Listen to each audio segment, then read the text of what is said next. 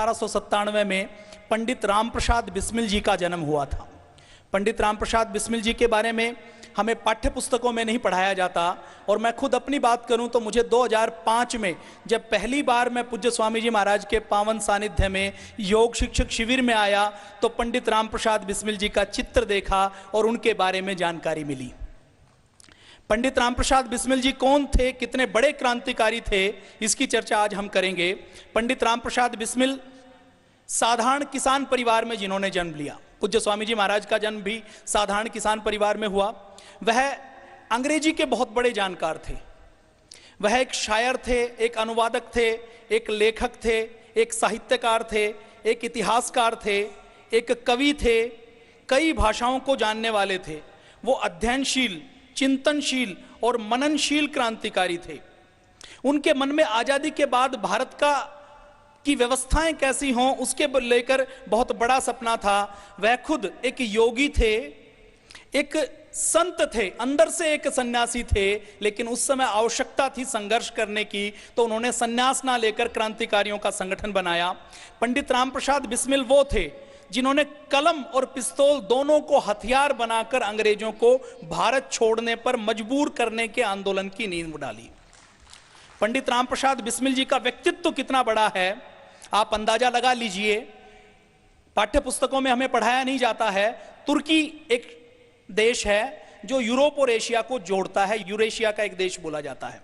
उस तुर्की में मुस्तफा कमाल पाशा नाम के एक क्रांतिकारी हुए हैं जिन्होंने उसी समय 1930 के दशक में तुर्की को आजाद करवाया और वहां पर परिवर्तन किए। वो मुस्तफा कमाल पाशा, जिनको तुर्की का फादर कहा जाता है, जो खुद एक क्रांतिकारी थे, जिन्होंने संघर्ष किया और तुर्की को ऊपर उठाया, उन्होंने अपने तुर्की में एक नया शहर बसाया, तो उस शहर का नाम पंडित रामप्रसाद बिस्मिल जी के नाम पर बिस्मिल रखा। आप चाहें तो नेट के ऊपर सर्च कर सकते हैं।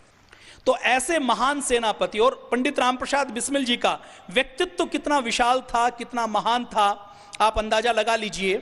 जब पंडित रामप्रसाद बिस्मिल जी काकोरी कांड के बाद जब उनको गिरफ्तार किया गया और जब उनको जेल में रखा गया, तो उस समय जितने जेलर होते थे, जितने जज होते थे, जितने अंग्रेजों के बड़े अफसर होते थे, वो सब अंग्रेज होते थे और उन्हीं के बल पर भारत में अंग्रेज राज करते थे। तो उस जेल के जेलर ने कहा कि पंडित रामप्रसाद बिस्मिल जी की समझ, इनकी शक्ति, इनकी सोच और विचार का लेवल इतना बड़ा है कि ये यदि गुलाम भारत में ना होकर अगर ये ब्रिटिश राज्य में पैदा होते, ब्रिटेन में पैदा होते, तो ब्रिटेन जिसका लगभग 100 से अधिक देशों में शासन था, उसके सेनाध्यक्ष होते।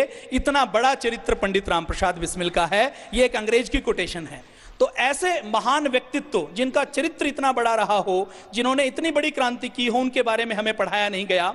एक हमारे लेखक हैं जिन्होंने पंडित रामप्रसाद बिस्मिल जी के ऊपर बहुत शोध किया, वो शाहजहांपुर के रहने वाले हैं। पंडित रामप्रसाद बिस्मिल जी का जन्म भी शाहजहांपुर में हुआ।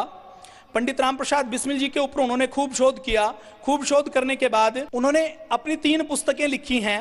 पंडित रामप्रसाद बिस्मिल जी के जीवन के एक एक शब्द को उन्होंने सहेजा है। उन्होंने शोध करते हुए, उनके जीवन का दर्शन करते हुए, उनके विचारों को समझते हुए, अभी वो लगभग 8 वर्ष पहले पतंजलि योगपीठ में आए और उन्होंने कहा, पूज्य स्वामी जी महाराज के जीवन दर्शन और पतंजलि की सेवाओं को देखते हुए वो बार बार कहते हैं, फोन के ऊपर मेरी लगातार उनसे बातचीत चलती रहती है जब शहीदों की, क्रांतिकारियों की बात चलती है, क्योंकि वो भी क्रांतिकारियों को जीते हैं। उन्होंने जो अपना पूजा घर बनाया हुआ है उसमें पंडित रामप्रसाद बिस्मिल जी का, शहीद भगत सिंह का, चंद्रशेखर आजाद का चित्र लगाया हुआ है। वो भगवान की जगह उनकी पूजा करते हैं। तो उन्होंने कहा कि वर्तमान समय में पंडित रामप्रसाद बिस्मिल जैसा व्यक्तित्व यदि किसी में दिखाई देता है तो वो पूज्य स्वामी जी महाराज में दिखाई देता है।